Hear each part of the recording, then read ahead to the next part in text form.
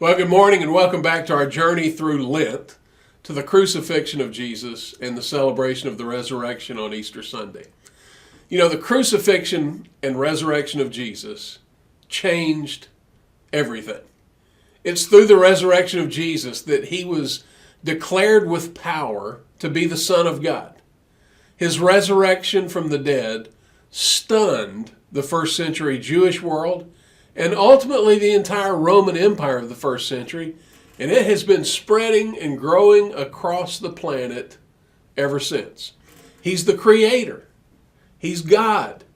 John continues this theme in John chapter 3, verse 31, where he writes this: "He who comes from above is above all. He who is of the earth is from the earth and speaks of the earth. He who comes from heaven is above all." Now the He that comes from heaven is Jesus. He is the one who is above all. He's the one that Paul writes of in Colossians chapter 1, where he says he is the image of the invisible God, the firstborn of all creation. For by him all things were created, and all things have been created through him and for him. He is before all things, and in him all things hold together. Paul continues by saying that he, Jesus, is coming to have first place in everything.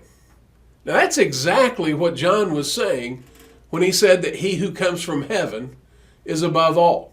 In John chapter 3, verse 35 and 36, John says that the Father loves the Son and has given all things into his hand.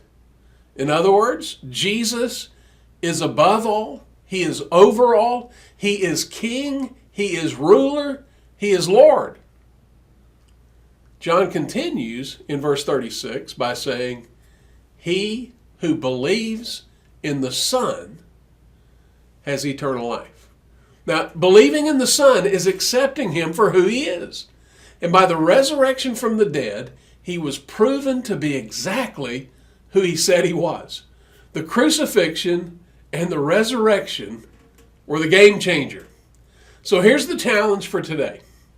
What will you do with Jesus? Was he just a good man? Was he just a prophet of God? Well, many world religions acknowledge that. Or is Jesus the one and only God?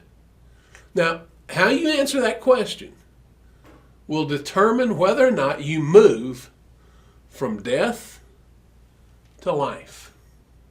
My prayer for you today is that you will come to the same recognition of Jesus that the Apostle Thomas came to when he declared in John chapter 20, verse 28, "My Lord and my God."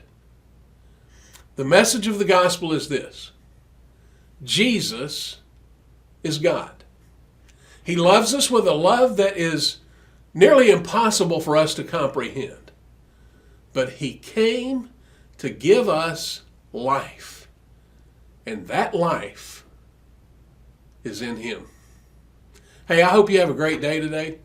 I'll look forward to seeing you again tomorrow morning.